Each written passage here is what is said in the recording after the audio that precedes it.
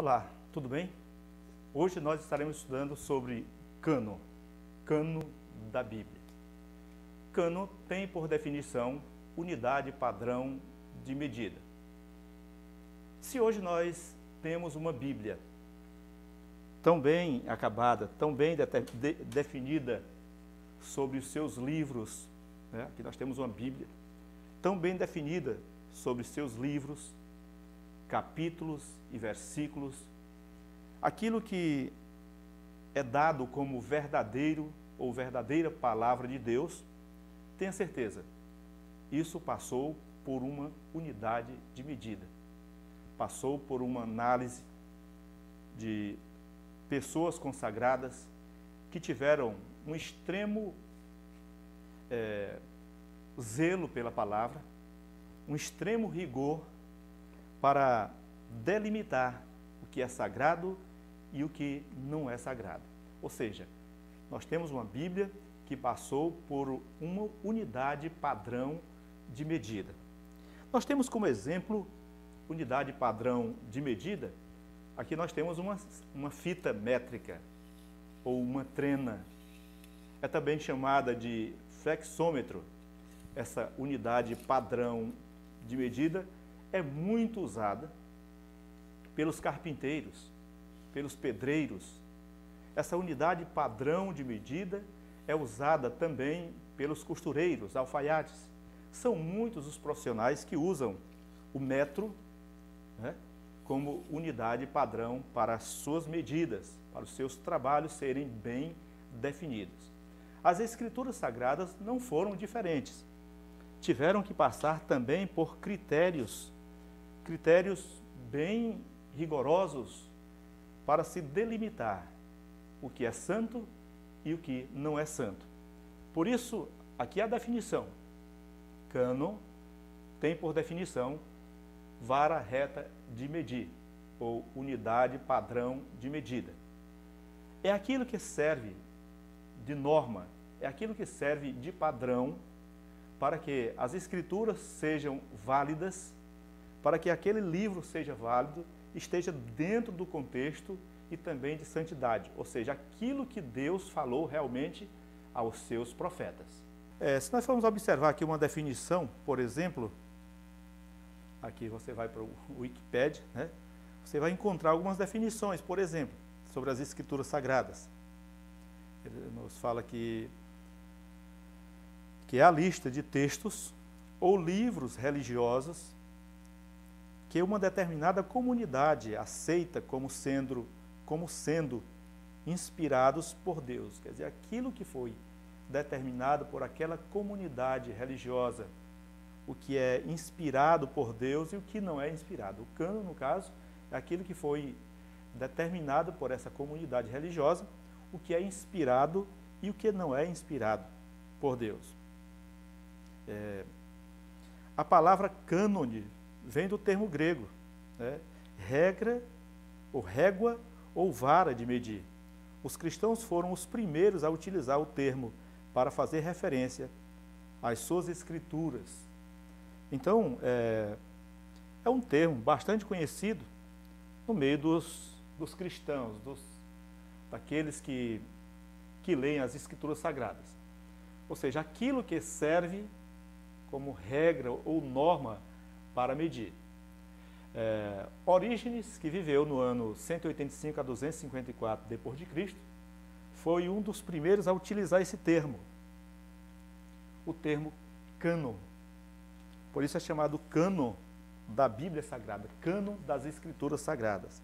E nós vemos essa referência desse cidadão aqui chamado Orígenes, que viveu nessa época, que foi um dos primeiros a utilizar esse termo para selecionar, ou como seleção daquilo que é sagrado, daquilo que é válido nas Escrituras Sagradas. O cânon do Antigo Testamento, ele ficou completo desde o ano 445 a.C. Esdras foi esse homem usado por Deus que então organizou o cânon das Escrituras Sagradas. Esse ano 445 d.C., ele organizou o cano como lei, profetas e salmos. Ele foi dividido, as escrituras sagradas foi selecionada ali nos seguintes termos. A lei de Moisés, os profetas e os salmos. É muito fácil assim de se entender, melhorando assim o entendimento acerca das escrituras e a forma de como encontrar nas escrituras sagradas uma forma referencial para se estudar as escrituras sagradas. Nós sabemos que o próprio Jesus, ele mencionou isso falado por Esdras. Nós observamos aqui no capítulo de Lucas, no capítulo 24, no verso 44, veja o que ele nos diz, Jesus. O próprio Jesus usou esse termo. Lucas capítulo 24, verso 44. E disse-lhes: são estas as palavras que vos disse, estando ainda convosco, que convinha que se cumprisse tudo o que de mim estava escrito, na lei de Moisés, nos profetas e nos salmos. Então ele mencionou esse padrão determinado por Esdras. Ele mencionou lei de Moisés, ou que está escrito em Moisés, nos profetas e nos salmos. Se formos observar a amplitude dessas palavras de Jesus, nós sabemos que Jesus, ele se apresentou como sendo aquele que veio do céu, o pão que desceu do céu. Aquilo que foi mencionado pelos profetas. Se formos observar a lei de Moisés, o primeiro mandamento, por exemplo, ele diz: não terás outros deuses diante de mim. Então nós vemos na lei de Moisés, aquilo que está na lei, já menciona um Deus único, que ninguém deve se prostrar diante de outro, não deve adorar outro além dele. Então ele mencionou aqui Moisés. Se formos observar também nos Salmos, em inúmeros lugares, nós vemos as Escrituras mencionando, por exemplo, o Senhor, o Salmo 23, por exemplo, o Senhor é o meu pastor e nada me faltará. E Jesus se apresenta dizendo: eu sou o bom pastor que dá a vida pelas ovelhas. E os profetas, tanto os profetas maiores como os profetas menores, nós observamos o próprio Isaías. Nós vamos ver Miqueias, por exemplo. Miqueias, ele menciona: eis que o Senhor sai do seu lugar, descerá e andará sobre as alturas da terra. Veja, mencionando que o Senhor sai do seu lugar, do lugar invisível, intocável, do lugar onde era inacessível ao homem e à mente do homem. Mas o Senhor sairia de lá e andaria sobre as alturas da terra.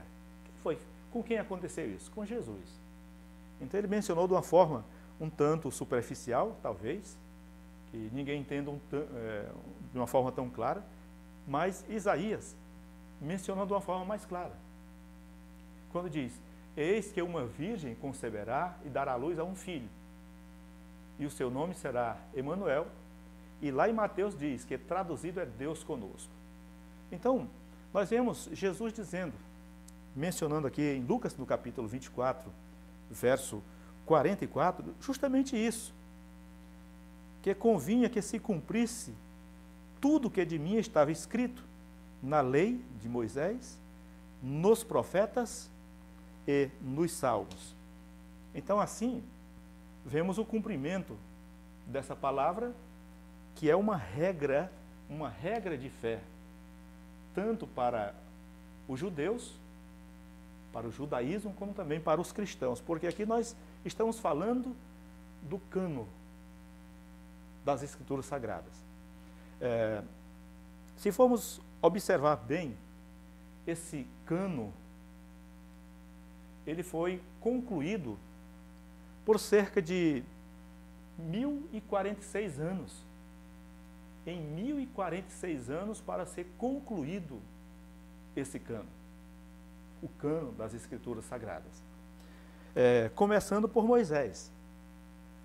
Nós vemos Moisés, tentar escrever aqui, Moisés,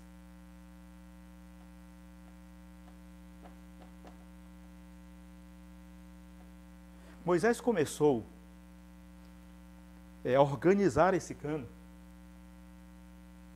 no ano 1491 antes de Cristo. E Esdras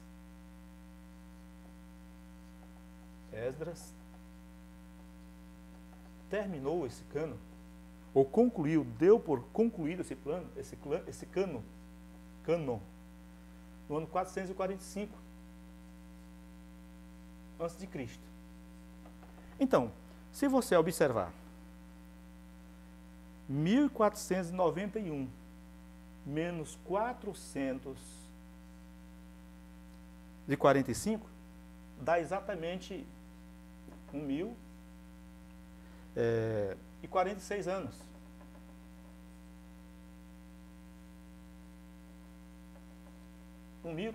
anos. Então, o fechamento do cano das Escrituras Sagradas, ele aconteceu em média de 1046 anos. É muito tempo. E é interessante que esses homens, na verdade, não se conheceram pessoalmente. Mas Deus usou cada um na sua forma, no seu tempo, e fez uma continuidade. Tanto ali no tempo de Moisés, como também observamos o próprio Josué concluindo os livros, e veio uma sequência de profetas que foram dando continuidade, e determinadas coisas foram anotadas, foram arroladas nos livros, por isso que vemos lei, profetas e salmos, ou seja, inscritos. Nós estivemos estudando, já na aula anterior, sobre a composição do Velho Testamento, né?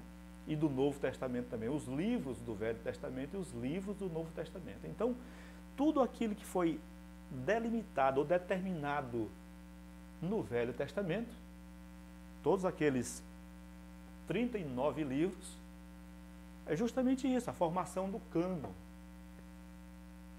uma definição, aquilo que servia ou que serve de norma, de regra de fé para os cristãos. É isso, eu acredito que esse pequeno resumo sobre o que é realmente cânon é o suficiente para que a gente possa dar continuidade aos estudos nas Escrituras Sagradas, entendendo de uma forma mais clara o que Deus tem falado com o seu povo. Entendendo que cânon é uma vara reta de medir, ou aquilo que serve de norma, aquilo que serve de regras para, no caso, para delimitar o livro dos cristãos. Ou qualquer que seja as outras escrituras também, outras regras de fé, também se determina pelo cânon. Ou aquilo que define, aquele apanhado de livros que servem como regra de fé para uma determinada comunidade. Ok? Então eu espero que tenha ajudado aos estudantes, a todos aqueles que vivem estudando as Escrituras, que possam crescer em conhecimento da Palavra de Deus. Obrigado, então.